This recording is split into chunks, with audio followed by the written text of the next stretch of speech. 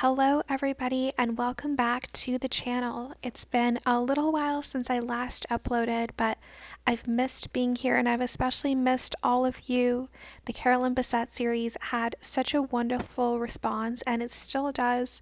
I still keep up with all of the comments that I get on the videos.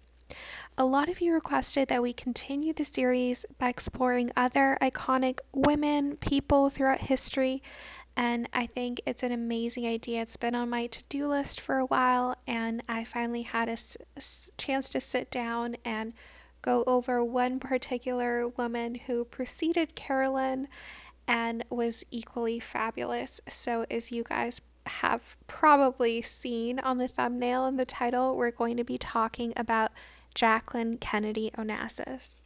Before we get into it, I just want to quickly share with you guys where you can find me outside of YouTube, and that would be at my boutique, KalariFashion.com. I'll punch in the spelling and the info in the description below. But basically, it's a boutique inspired by these iconic women, and I started it a couple of years back, and the support has been so incredible. So I wanted to share it with you guys, my YouTube audience, as well. I create and design every piece with timeless elegance in mind, and many of the pieces are directly inspired by the style of women like Carolyn and Jackie and exact versions of what they wore.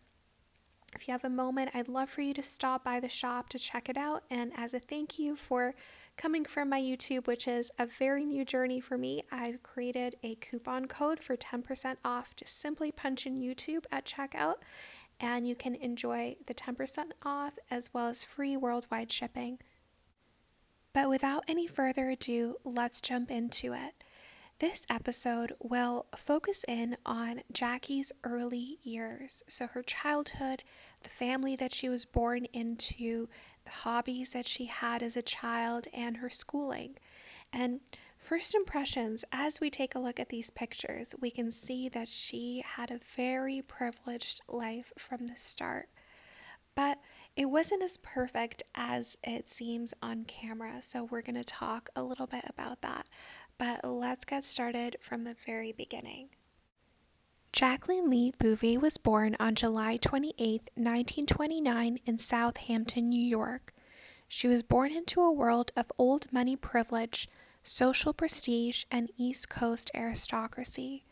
Her father, John Verneau Bouvier III, nicknamed Black Jack, was a handsome stockbroker from a wealthy French-American family.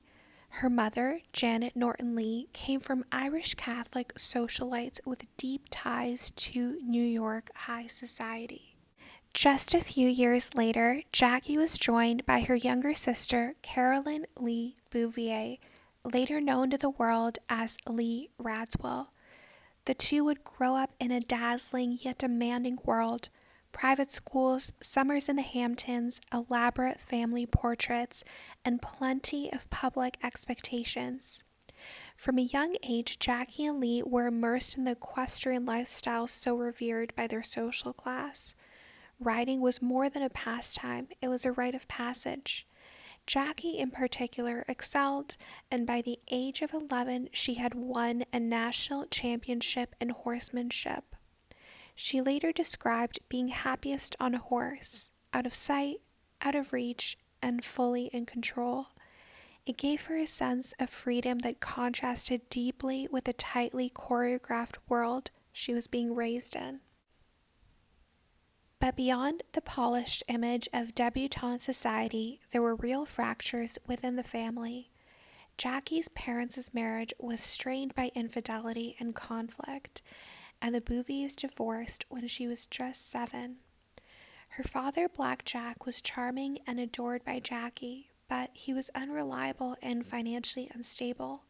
He struggled with drinking and spent recklessly, eventually losing much of the family fortune. Her mother, Janet, was controlling, perfectionist, and consumed by appearances. She remarried quickly to Hugh Auchincloss, a Standard Oil heir, and Jackie was moved into a new household with new rules and new expectations. While materially she remained privileged, Jackie later described her childhood as very lonely.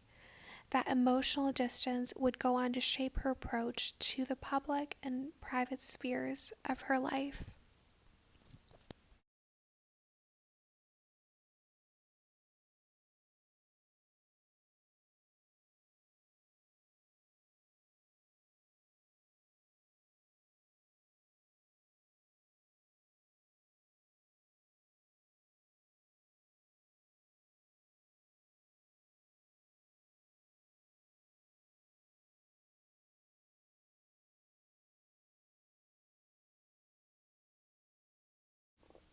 Jackie's education was as elite as her upbringing. She attended Miss Porter's School, a prestigious finishing school in Farmington, Connecticut, where girls were trained in French, literature, writing, and the classic and refined art of becoming a proper society woman. She stood out for her intelligence, wit, and fluency in French.